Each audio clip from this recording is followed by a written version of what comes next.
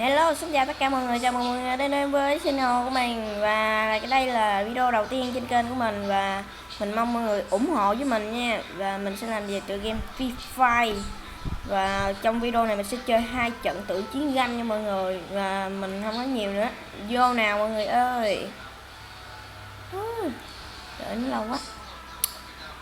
Trong thời gian đó mình sẽ vô trong đây. Rồi xong, vô luôn mọi người ơi. Để mình bật cái nhạc này lên chút xíu nha mọi người. Nhạc này được mọi người, nếu như không được thì để mình bắt nhỏ lại chút xíu nha. Rồi, vô mọi người ơi, chơi. Hiện tại đây à. Mới vô mà gặp khách đồng hồ rồi. Thôi kệ đi, vô. Nó cho mình map nào thì chơi như vậy thôi mọi người à. Nó đây nè mọi người. Đi đâu thế em trai? Đi đâu thế em trai? Đi đâu thế em trai? Ủa sao kỳ vậy? Hỏng rồi mọi người ơi. Hỏng hết chuyện rồi. Ôi bên đây hai tên nữa. Nên mình qua đây gia tranh với hàng này đó mọi người.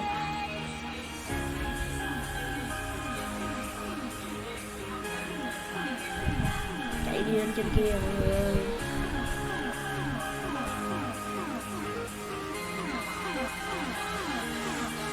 Úi, không chết mọi người à. Vậy thôi để trận sau mình gỡ. Mọi người, chắc luôn. Phải trận này phải gỡ. Mình phải gỡ cầm lục bạc tỉa nó nha mọi người. Mình sẽ xử nó bằng lục bạc. Hơi nguy hiểm tại vì nó có tiểu liên mọi người à.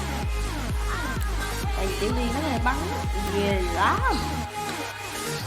Có khi là tiểu liên còn mạnh hơn lục bạc nữa đấy mọi người. Thôi như thế này đi. Ra đây mình phòng đường chính mọi người. Mình sẽ phòng đường chính. Da. Rồi luôn, xong luôn. Thôi mình rút lại lời nha mọi người. Chắc là toan rồi. Tem mình toan rồi. Ui, sao mà đường đi được, chết rồi mọi người ơi, toan thật rồi. Bồ mình như dây thì toàn mọi người à. Để xem bồ mình như thế nào mọi người. Để mình coi. Rồi xong toàn không được, sau lưng mà cứ bắn vào tường thì toan hết, không hết cái truyền mọi người à. Thôi mình cầm được khẩu tiểu liên rồi cũng chết tụi nó đấy. Tại vì mọi người thường là mình sẽ chơi trên khẩu tiểu liên. Mình không có quen chơi shotgun hoặc lục bạc hoặc là mấy khẩu súng lục đó mọi người. Nói chung là vậy, cho nên là mình rất là bắn gà mấy cái khẩu đó. Nữa mình sẽ cố gắng luyện tập nó nha mọi người. Luyện tập để bắn lục bạc hoặc là mấy cái khẩu shotgun mọi người à. Để xem nó như thế này nè mọi người. Đây mình thấy nó trong nhà mọi người.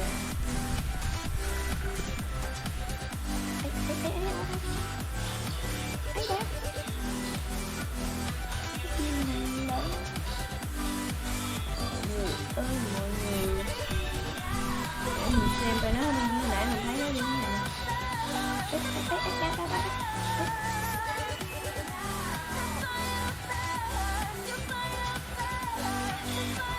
Ui hên mọi người à. Dù mình không kéo đầu được nhưng mà mình giết nó là mình hên lắm rồi đấy. Nguy hiểm lắm. Giờ nguy hiểm lắm mọi người ơi, chết cái là rất là toan. Mọi người thấy cái con chuột của mình, thấy cái chỉ màn hình là mọi người biết mình chơi trên cái gì đó mọi người. Là mọi người biết mình chơi trên gì, mọi người hãy đoán mình đang chơi trên cái gì nha mọi người. chơi trên điện thoại hoặc iPad hay là máy tính, mọi người đón đi, hãy comment bên dưới để cho mình biết nha mọi người. Và bây giờ không nói nhiều, mình phải diệt tụi nó tới tận tay luôn mọi người à. Để xem gì không kịp mọi người à. Úi rồi.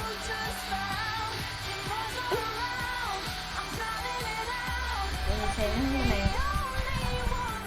Ồ, mình đang bên đây nè mọi người. Đấy, mọi người có thể thấy là trên bản đồ đó mọi người. Ui giời ơi, toan rồi mọi người ơi. Thật là toan mất.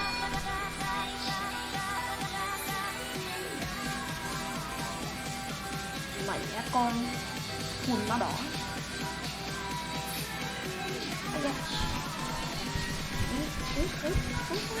Mày á con To be continue. Ui giời, tiếp theo hả mọi người ơi.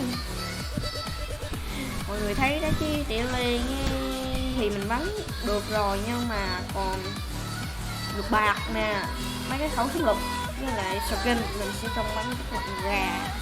Nếu như mọi người có thể xem trận hồi nãy là mình bắn lục bạc rồi, siêu gà luôn mọi người. Lục bạc gà bắn không trúng. Giờ mình rất là ghê hai điều mọi người. Lục kèo mọi người à. Mình nghĩ là nó sẽ đi thế này. Tại vì lần nào mình chơi mình cũng thấy đi thế này. Nó còn trong nhà rồi mọi người. Nếu như mọi người có thể thấy kỹ thì nó nằm kia kìa mọi người.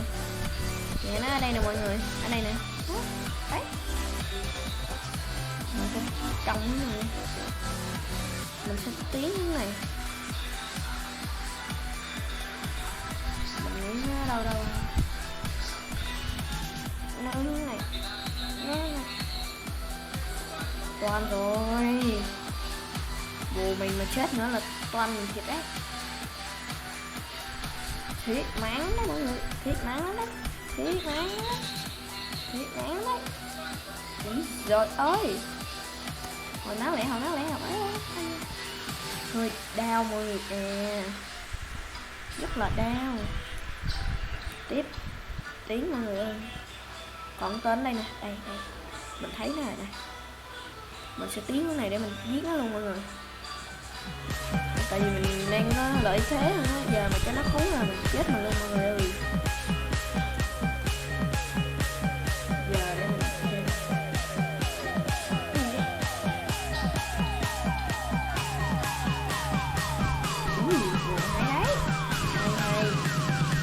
Hay đời ơi. Cực kỳ nguy hiểm. Thôi chơi trận tiếp theo mọi người ơi. Nãy quẳng nè, thiếu hồn, tưởng là mình tiêu rồi. Nhưng mà ai về đâu. Nó đâu biết mình rất là chưa giỏi khẩu súng đi mọi người à. Mọi người ủng hộ mình cho mình một like, một share và một subscribe mọi người. Mình có động lực làm video hay hơn cho mọi người nha. Và mọi người muốn video sau mình làm về cái gì thì mọi người hãy nói cho mình nha. Mình thấy là nó hướng này cái gì rồi nè. Đi hướng bên kia mọi người. Đây. Đấy, mình đang sẽ đẩy vào trong nhà. Xong mọi người. Vào đấy. Có gì bộ đội nó biết miếng lựu đạn đấy mọi người, nguy hiểm lắm. Hay. 4-2 mọi người ơi, lật kèo.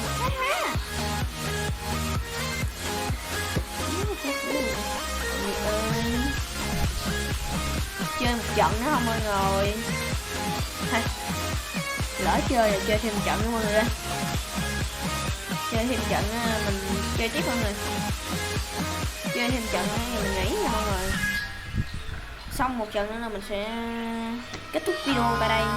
Rồi mình sẽ làm các video sau tiếp theo mọi người. Giờ mình làm tiếp mọi người. Chơi thêm trận nữa. Giúp luôn mọi người ơi.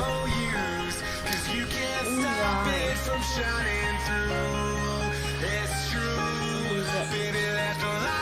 Thường mình ra video là buổi trưa nha mọi người. Mình ra buổi trưa không à. Tối mình bận nè. tối mình bận mọi người ơi. Mình đang ra video buổi tối hoặc là livestream buổi tối. Mình cũng không định là mình livestream đâu mọi người. Mình cũng không có livestream. Mình nói luôn là mình sẽ không show mặt. Mình cũng chỉ quay video thôi. Úi trời ơi, bộ mình hack rồi mọi người ơi. Ôi, một tên hack rất là chuyên nghiệp mọi người à. Bộ mình hack ghê thế. Này, bộ đợi chứ. Nhỏ này ghê mọi người, ghê ghê.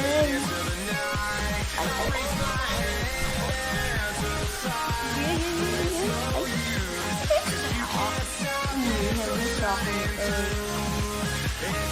Để xem còn tên nào nữa. Đúng ở đây thẳng tính. Đúng là hồ hát thiên từ nó cũng bị bắn kia rất quen. Úi rồi ở đâu rồi? Úi rồi trên kia đó đó. Úi rồi ôi sao kia thế? Sao bồ sao thằng này bắn dễ đấy mọi người? Bắn viên nào bể đầu gì đấy vậy? Úi.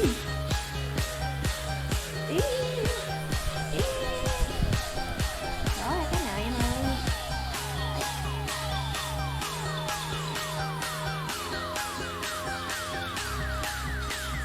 Bắn chết luôn rồi.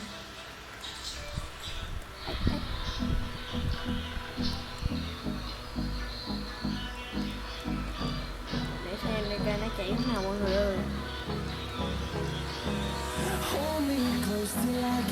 Để mình xem nó đang chạy cái bò gì vậy? Đó.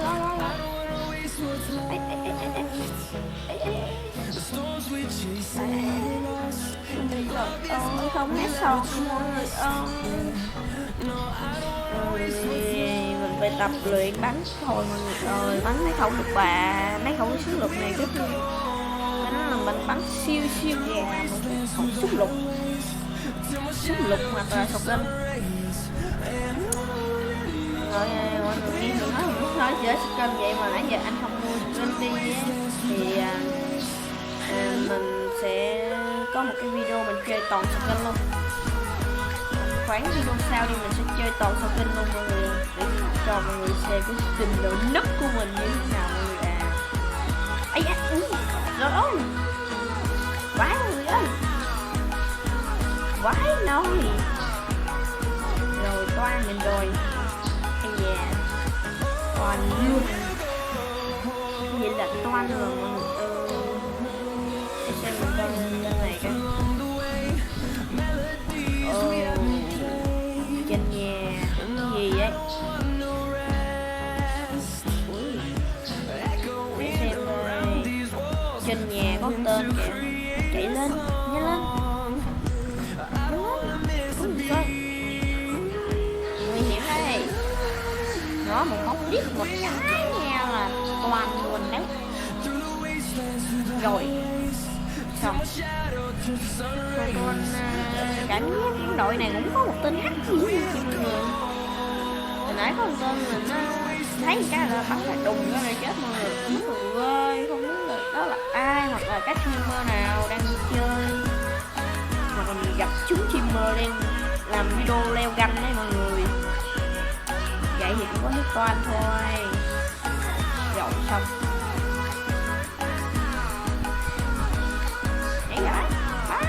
Rồi xong. Rồi toan luôn mọi người ơi.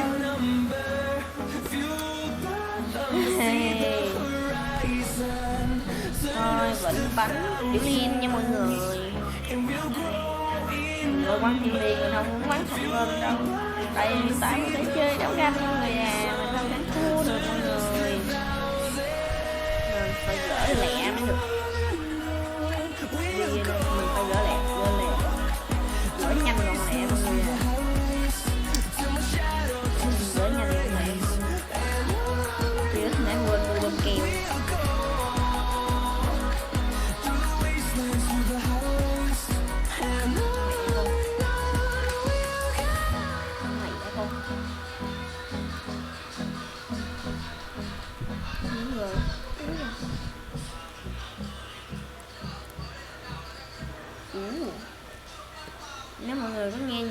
lại thì thật ra là em mình đang xem nhạc nha mọi người. Mình đang xem nhạc cho nên mọi người thấy vậy nè. Ở đâu đó trên nhà mọi người ơi, cứu mình với bạn ơi, cứu mình với. Rồi thôi xong.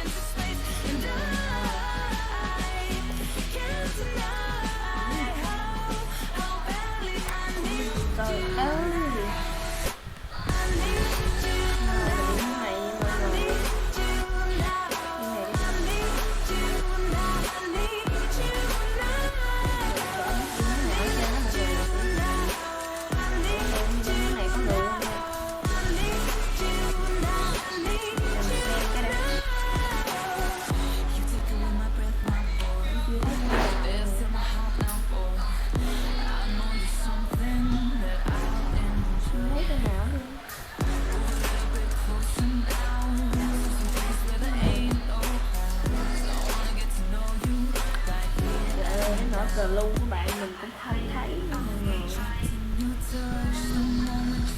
Giờ luôn mà không thấy nữa không, mình cũng toan. Nằm nha con, bắn đi. Đúng rồi đây mọi người, còn. Rồi xong. Bắn luôn mọi người. Ủa không em giết cho ngoại đi quý.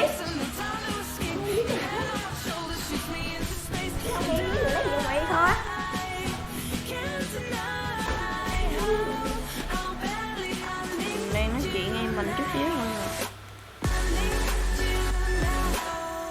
Đang nói chuyện em mình mọi người thông cảm mình nha.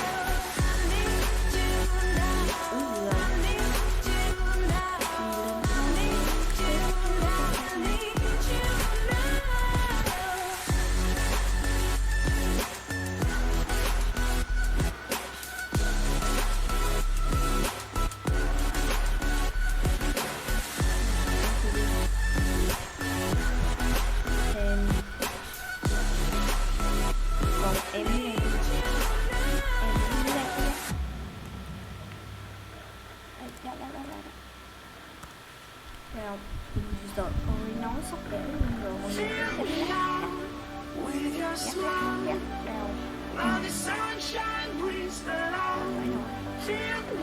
mình sẽ lên môi trường rồi.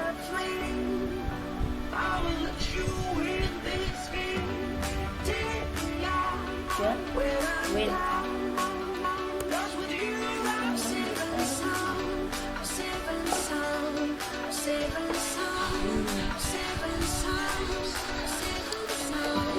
Rồi được rồi mọi người ơi.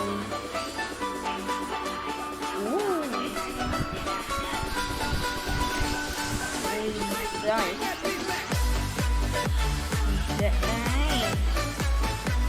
nhẹ nhàng mọi người ơi. Thôi clip đến đây đã dần. Nếu như mọi người thấy hay cho mình like, subscribe nha. Nhớ subscribe cho mình.